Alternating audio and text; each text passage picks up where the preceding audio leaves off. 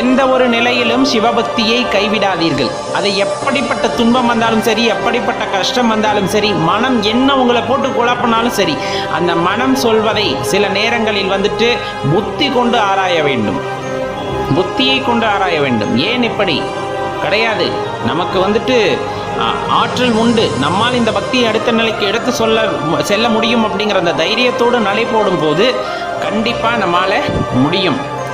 அப்போ தடை வருது, இடைஞ்சல் வருது, என்னால் முடியல அப்படின்ட்டெல்லாம் இறைவனின் மீது வைத்த பக்தியை திரும்ப பெற்றுக்கொள்ளக்கூடாது.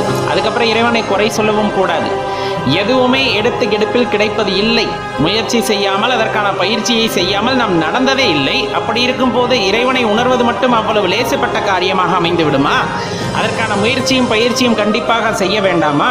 நல்லா தெரிஞ்சுக்குங்க, எந்த நேரத்திலையும் பயிற்சியும் முயற்சியும் இல்லாமல் எதுவுமே நமக்கு கிடைப்பது